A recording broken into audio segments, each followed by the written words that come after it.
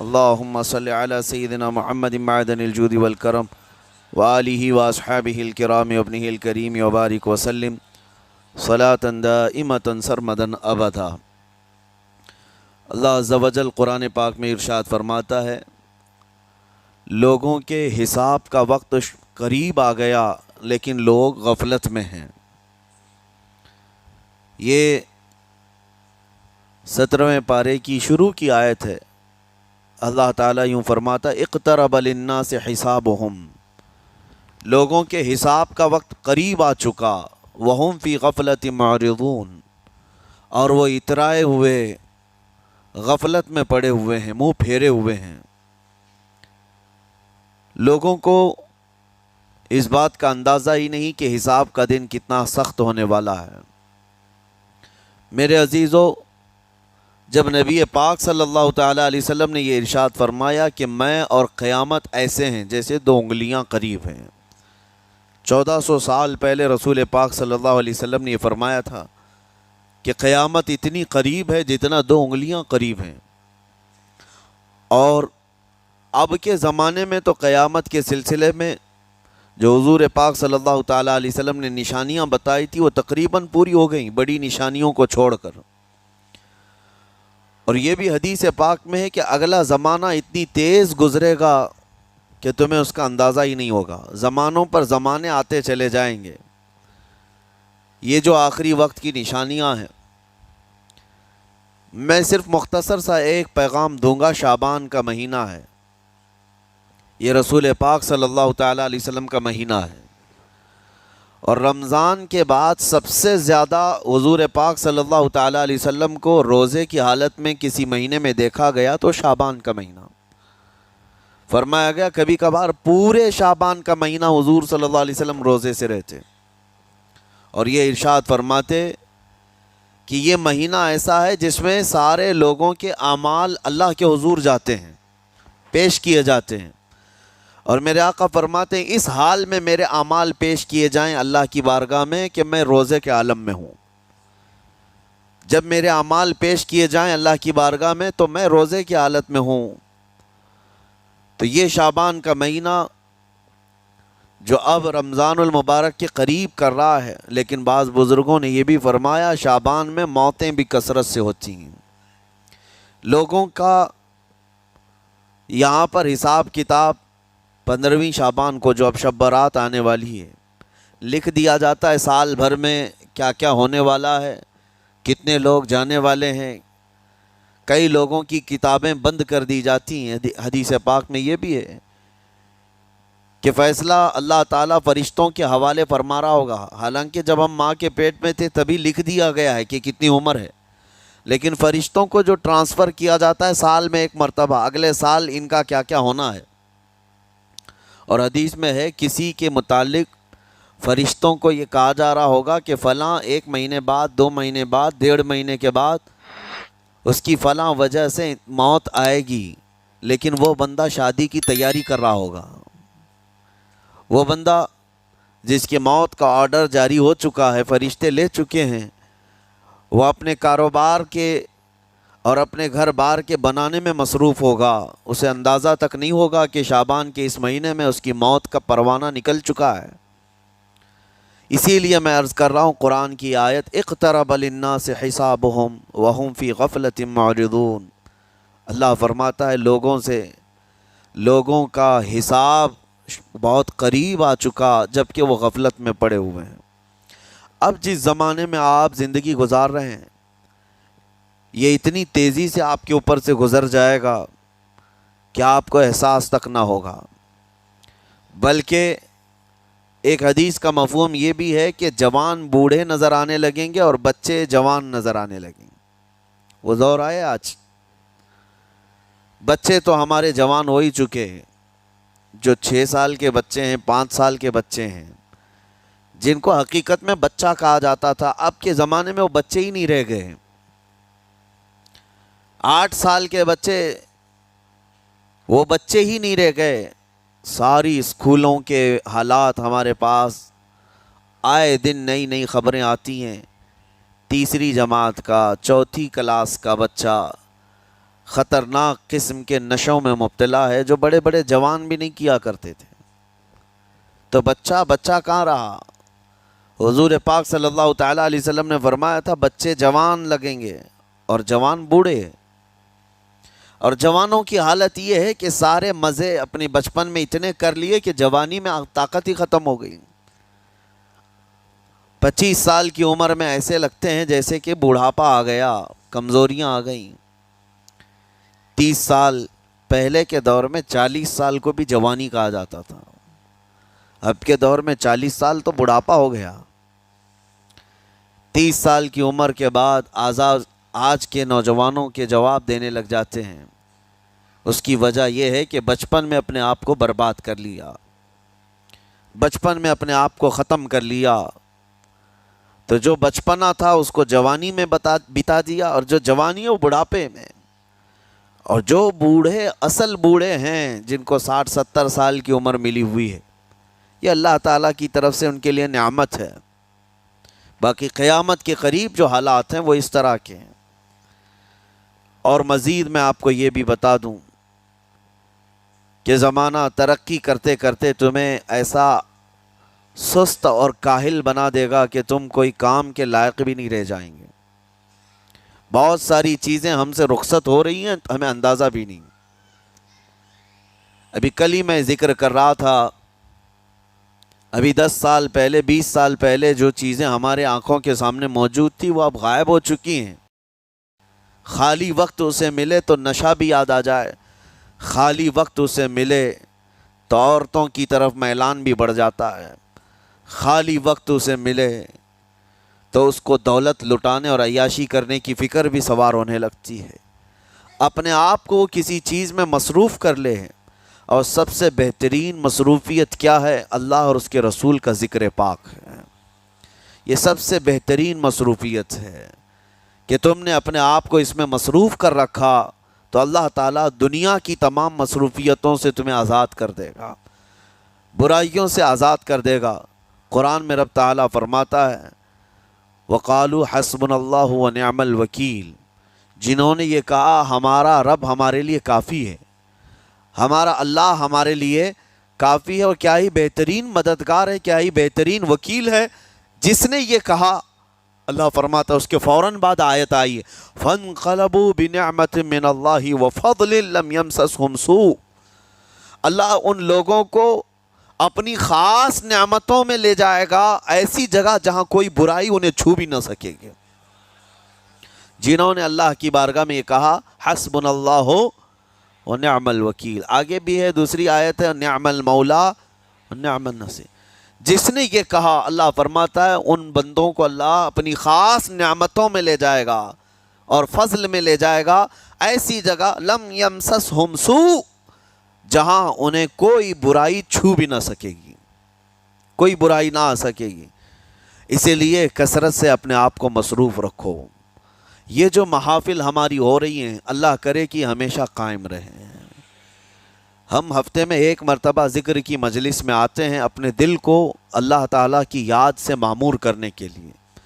ویسے کھانا تو دن میں 3 مرتبہ اور کوئی تو 5 مرتبہ کھاتے ہیں۔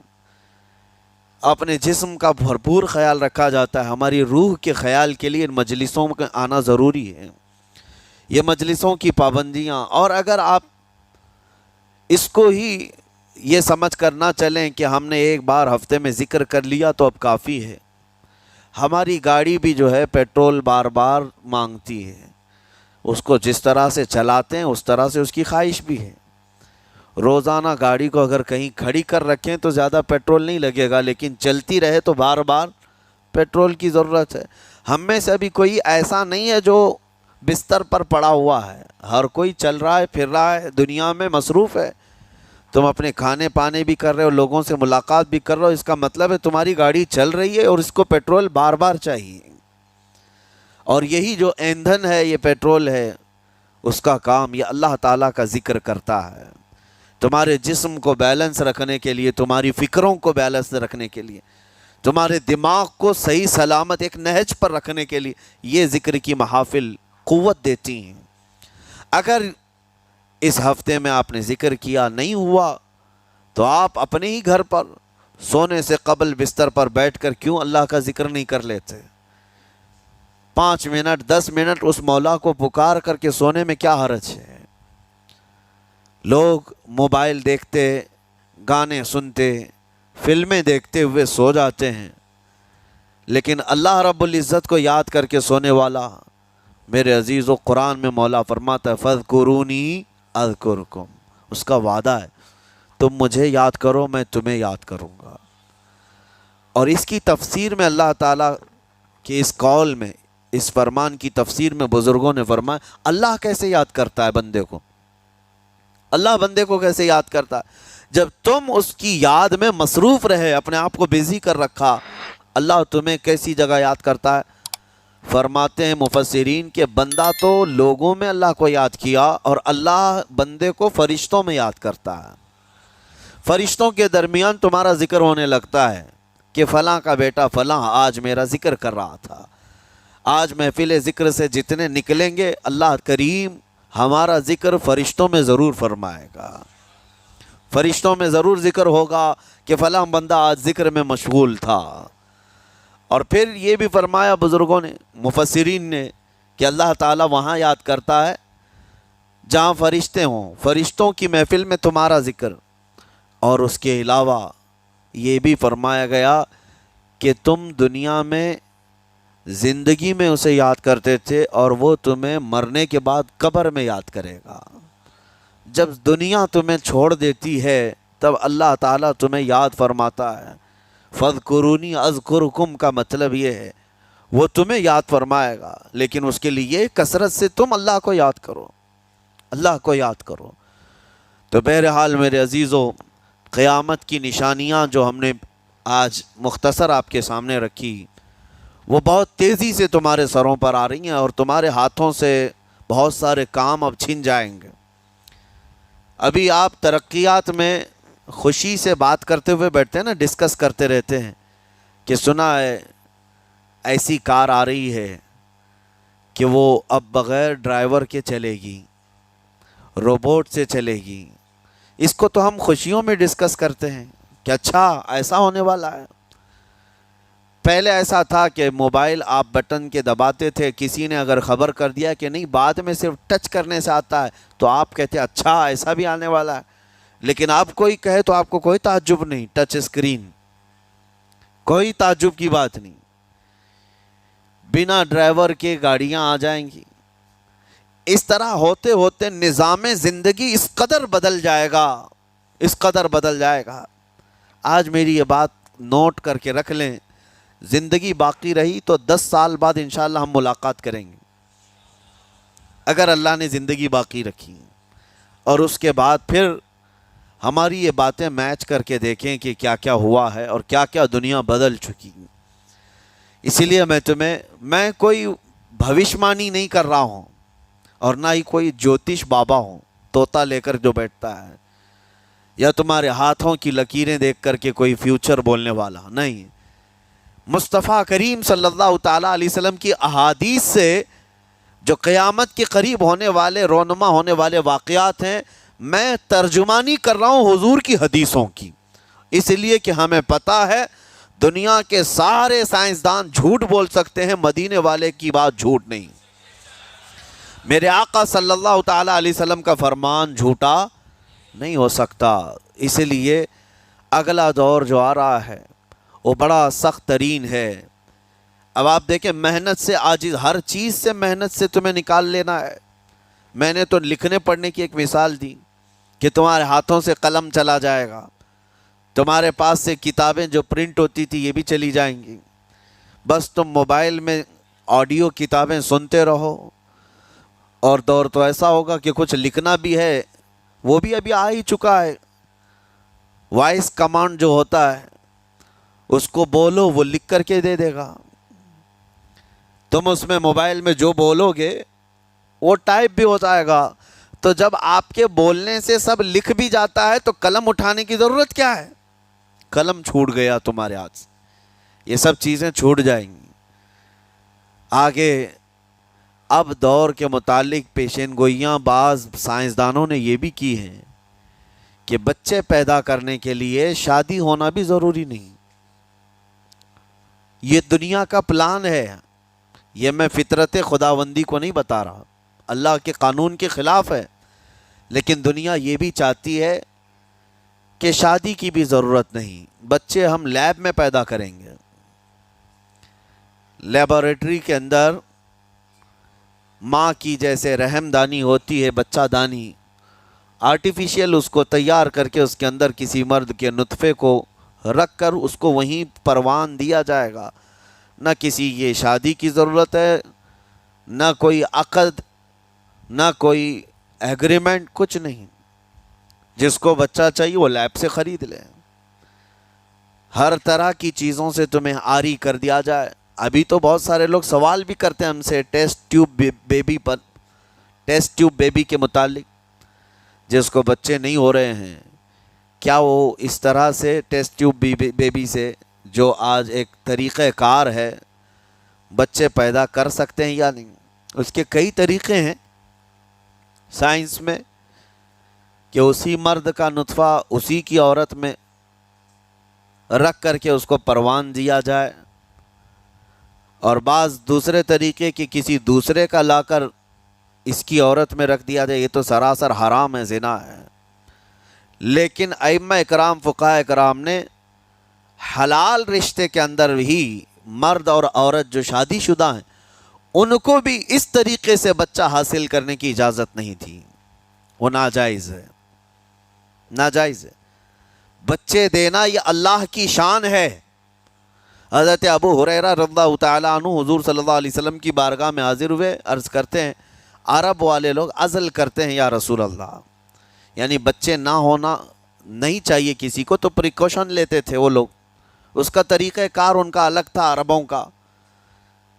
وہ انزال نہیں کرتے، اس سے پہلے جدا ہوتے. حضرت ابو ہریرہ رضی اللہ تعالیٰ عنہ نے حضور کی بارگاہ میں پوچھا کہ ایسا کیا کرنا کیسا ہے؟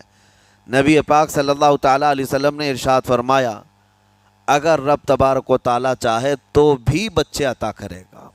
کوئی عزل کر لے، الگ ہو جائے، اگر مولا کو دینا ہو تو اس حال میں بھی اللہ تعالیٰ بچے عطا کرے گا. جو مولا بغیر باپ کے عیسیٰ پیدا فرماتا ہو. تو بہرحال میں بات الگ نہ چلی جائے، اسی لیے عرض کر رہا ہوں کہ اگلے دور میں سارے کام کاج تمہارے ہاتھوں سے نکل جائیں گے، عاری کر دیا جائے گا اور تمہیں سست اور کاہل بنا دیا جائے گا. اور جب بندے کے پاس کوئی کام ہی باقی نہ رہے تو اس کا دماغ شیطانی بن جائے گا، اور شیطان اس کو ہانکتا رہے گا صبح سے شام تک، شام سے صبح تک. اور میں آپ کو بتا دوں دنیا یہ چاہتی ہے کہ رات کو دن بنا دے، یعنی کوئی رات کا تصور ہی نہ رہے، نہ اندھیرا ہے نہ ہی کوئی اس طرح کی تاریکی، بلکہ پورا ٹوٹل 24 آورز ایسا ہی اجالا دکھنا چاہیے. تمہاری نیندیں ختم ہوں، کسی کے لیے بھی اندھیرا ہو گیا چلو سوئیں. یہ اللہ کے جتنے نظام ہیں اس سے یہ دنیا چھیڑ چھاڑ کرنے کی کوشش کر رہی ہے. یہ جو خفیہ طاقتیں ہیں دنیا کو جو چلا رہی ہیں، وہ فری میسن ہوں اور سیکریٹ تنظیمیں جو آج دنیا میں کام کر رہی ہیں، وہ قانون خداوندی سے چھیڑ چھاڑ کرنا ان کی فطرت ہے، عادت ہے. ہر چیز جو اللہ تعالیٰ کی بنائی ہوئی، پہاڑوں کو اپنی جگہ سے ہٹا دینا. عرب میں آج پتہ ہے آپ کو، سعودی میں سب سے زیادہ پہاڑ کاٹے جا رہے ہیں. پہاڑ اتنے کاٹتے ہیں وہ لوگ، پورے کے پورے پہاڑوں کو انہوں نے زمین سے الگ کر دیا، اور وہاں پہاڑ کا وجود ہی نہیں. مکہ میں جا کر آپ دیکھ لیں، مدینے میں جا کر دیکھ لیں، 4 سال 5 سال کنٹینیو کئی مشینیں لگا کر کے پورے پہاڑ کو صاف کر دیا، پتھر کے پہاڑ. اصل میں یہ نظام قدرت ہے، پہاڑ یوں ہی نہیں بنائے اللہ نے زمین پر.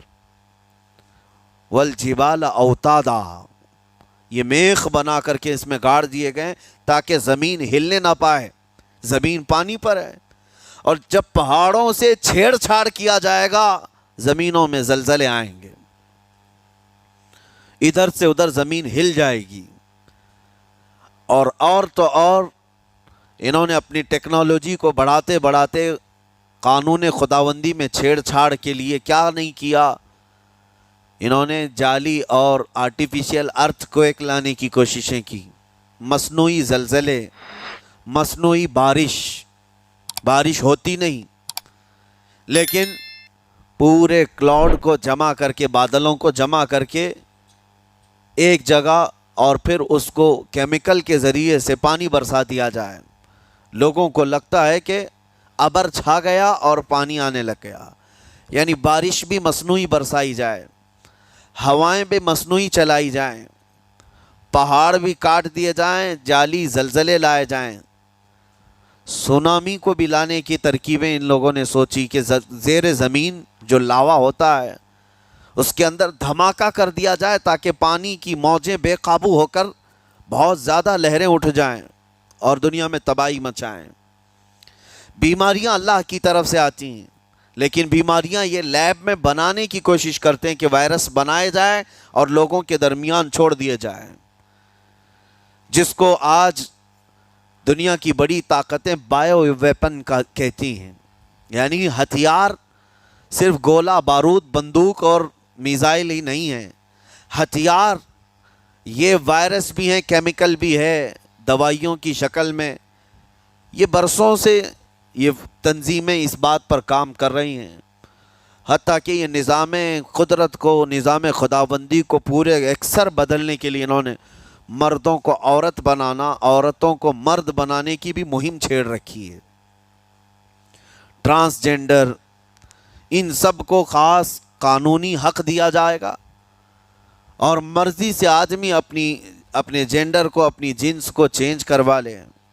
یہ قانون خداوندی میں چھیڑ چھاڑ ہے نہیں، اور انسان کو جس کام کے لیے پیدا کیا گیا تھا اس کام سے اس کو عاری کر دیا جائے، کاہل بنا دیا جائے۔ اسی لیے دیکھیں، وہ رحمان مولا چاہے تو تمہیں گھر میں بٹھا کر خوب رزق دے، وہ غفار ہے جو چونٹیوں کو اپنے سوراخ میں رزق دیتا ہے، مچھلیوں کو پانی کے اندر رزق دیتا ہے، وہ اشرف المخلوقات کو کیوں نہیں کھلائے گا؟ لیکن اس کا حکم یہ ہے، اذا قضیت الصلاۃ فانتشروا فی الارض، جب نماز پڑھ لو تو زمین میں پھیل جاؤ اور اللہ کا رزق ڈھونڈو۔ یہ نہیں کہ گھر میں بیٹھ کر کے تم پکارتے رہو رزق آ جا، رزق آ جا، رزق آ جا، یہ نہیں ہے۔ تمہیں کیوں؟ تم کاہل اور سست نہ بنو، تمہیں فرمائے گا ہاتھ پیر چلاؤ۔ نبی پاک صلی اللہ تعالیٰ علیہ وسلم نے ارشاد فرمایا، دنیا کا سب سے بہترین رزق وہ ہے جو اپنے ہاتھوں کی کمائی، محنت سے۔ اور حضور فرماتے ہیں اللہ کے نبی داؤد علیہ السلام لوہے کا کام کرتے اور خود اپنے ہاتھوں سے لوہے کو تپا کر کے نقش بناتے، اور لوہے کی زرہ جو جنگوں میں پہنی جاتی یہ بنا کر کے بیچتے تھے، اور اس کی آمدنی سے حضرت داؤد علیہ السلام اپنا گھر چلاتے تھے۔ حضرت ادریس علیہ السلام کپڑے سلتے تھے، درزی کا کام کرتے اور اپنا گھر چلاتے۔ حضرت ابراہیم علیہ السلام گھر بنانے کا کام کرتے رہے۔ اسی لیے نبی پاک صلی اللہ تعالیٰ علیہ وسلم نے فرمایا، اللہ کے سارے نبی اپنے ہاتھوں کی کمائی کھایا کرتے تھے، کوئی گھر بیٹھ کر کے نہیں۔ جو لوگوں کو آج یہ شوق ہے کہ بس کسی کو جائیداد میں کچھ پراپرٹی ملی تو کرائے پر چڑھا دو اور کرایہ کھاتے رہو، کیوں محنت کرنا ہے؟ کوئی کام کیوں کرنا ہے؟ میں یہ نہیں کہتا کہ کرایہ مت کھاؤ، کھاؤ کرایہ، لیکن اپنے جسم کو ایسا کاہل اور سست بناؤ گے تو یہ شیطان کی آماجگاہ بن جائے گا دماغ، اور اتنے گناہ کرنے لگ جاؤ گے کہ تمہارے کنٹرول میں نہیں رہے گا۔ تم اس کو جتنا خالی اور سست چھوڑو گے، یا آلریڈی جو سائنسدانوں نے چوہوں پر ایکسپیریمنٹ کر کے جو دیکھا، اکثر ایسا ہوتا ہے کہ چوہوں پر جو تجربہ کیا جاتا ہے انسان کے فطرت سے بہت زیادہ میل کھاتا ہے چوہوں کی طبیعت۔ اسی لیے آپریشن تھیٹر میں بھی سکھانے کے لیے چوہے اور مینڈک کا استعمال ہوتا ہے۔ دوائیاں بھی جو سب سے پہلے بنتی ہیں وہ چوہوں کو کھلا کر دیکھی جاتی ہیں۔ انسان کی طبیعت زیادہ اس سے میل کھاتی ہے۔ تو جو چوہوں کو ساری سہولیات دے دی گئی تھی تو وہ آپس میں شہوت میں مبتلا ہو گئے اور ایک دوسرے کا قتل کرنے لگے۔ یہی حال انسانوں کا بھی ہوگا جب ان کو ساری سہولیات ایک جگہ مل جائیں گی تو یہ ایک دوسرے کا قتل شروع کر دیں گے، یہ کثرت سے گناہ کرنے لگیں گے اور ایک دوسرے کا قتل کریں گے۔ اسی لیے آپ کو میں جو بات کہہ رہا تھا وہ ادھوری رہ گئی۔ وہ رب تبارک و تعالیٰ چاہے تو گھر بیٹھا کر تمہیں کھلائے، لیکن آپ مجھے یہ بتاؤ، یہ جو مسجد میں بلاتا ہے تمہیں رب تعالیٰ 5 وقت، فجر میں، ظہر میں، عصر میں، مغرب میں، عشاء میں، اور ہر ایک میں تمہیں اپنی پیشانی زمین پر رکھنی ہے، ہاں ایک مخصوص طریقہ ہے، کیوں؟ اللہ کریم کیا تمہارے ان اعمال کا محتاج ہے؟ محتاج ہے رب تعالیٰ کہ تم جتنے سجدے کرو گے اس کا پاور بڑھے گا، اس کی طاقت بڑھے گی، تمہاری عبادتوں سے اس کے خزانے بڑھیں گے؟ کچھ نہیں ہونا ہے، وہ بے نیاز ہے، اللہ الصمد، وہ بے نیاز ہے۔ لیکن تمہیں یہ جو پریکٹس کرائی جاتی ہے وہ اسی لیے کہ تم سست اور کاہل نہ بنو۔ کسی گاڑی کو زیادہ دن گیریج میں رکھ دیا جائے، چاہے وہ نئی کیوں نہ ہو، زنگ لگ جاتا ہے اور اس کے بعد پھر اس کے اندر خرابیاں شروع ہو جاتی ہیں۔ انسان اپنے آپ کو اسی طرح کاہل رکھ دے، سست رکھ دے، تو پھر اس کے اندر بھی عجب عجب قسم کی بیماریاں، وہ گناہوں کی بیماریاں بھی شروع ہوتی ہیں اور جسمانی بیماریاں بھی شروع ہوتی ہیں۔ اسی لیے تمہیں 5 وقت یہ پریکٹس بھی کرائی جاتی ہے کہ نمازیں پڑھتے رہو، اپنے آپ کو بزی رکھو، تم بار بار پیشانی زمین پر جھکاؤ اور اٹھاؤ، جھکاؤ اٹھاؤ۔ یہ پریکٹس اسی لیے کرائی جاتی ہے کہ تمہارا جسم سست اور کاہل نہ رہے۔ اللہ کریم بندوں کے تمام مصالح اور ان تمام حاجتوں کو بہتر جانتا ہے کہ بندہ کس میں بہتر ترقی کر سکتا ہے۔ اسی لیے میرے عزیزو، اپنے آپ کو خالی مت چھوڑو، اپنے آپ کو خالی مت چھوڑو۔ اور وقت ہمارے پاس اتنا کم ہے کہ حساب دینے کے وقت ہمیں سب کو پتہ چل جائے گا قیامت کے دن۔ یہ بھی روایت میں ملتا ہے کہ بندہ یہ یاد کرے گا کہ میرے پاس اتنا وقت تھا، کاش میں کچھ نہ کرتا، تسبیح لے کر بیٹھا ہوتا، کاش میں کچھ نہ کرتا، دعائیں ہی کر رہا ہوتا، تو اللہ تبارک و تعالیٰ اس کا بدلہ مجھے قیامت میں عطا کرتا۔ لیکن جنہوں نے اپنے اوقات کو یہاں پر خالی گنوا دیے، فضول میں برباد کیے، وہ بہت پچھتاوے میں ہوں گے، بہت پچھتاوے میں ہوں گے۔ جتنا وقت اپنے پاس باقی ہے اس کو مصروف کر دو، اس کو مصروف کر دو۔ اللہ کریم ہم سب کو گزرے ہوئے تمام برائیوں کے کفارہ ادا کرنے کی توفیق عطا فرمائے۔ رب تبارک و تعالی ہمیں سستی اور کاہلی سے محفوظ فرمائے۔ میں آپ کو اس لیے بھی ایکٹیو کر رہا ہوں کہ اپنے آپ کو اتنا پابند کر لو کہ رمضان آنے والا ہے اور اس میں عبادتیں زیادہ ہوں گی۔ کیوں؟ 20 رکعت کھڑے ہونے میں تمہارے جسم میں سستی اور کاہلی نہیں آنی چاہیے۔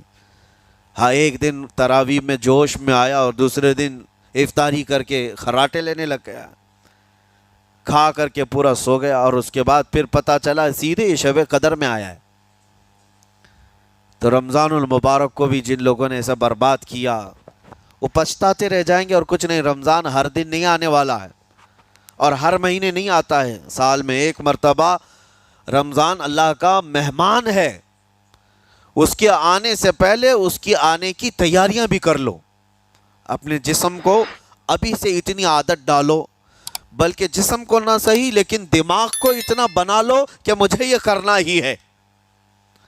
یہ رمضان آئے گا تو میں ختم قرآن ضرور کروں گا، یہ رمضان آئے گا تو تراویح کی 1 رکعت بھی میری مس نہیں ہوگی، یہ رمضان آئے گا تو پورا قرآن میں تراویح میں ضرور سنوں گا، یہ رمضان آئے گا پورے رمضان میں ہر دن میں نبی پاک صلی اللہ علیہ وسلم پر 100 بار درود ضرور پڑھوں گا۔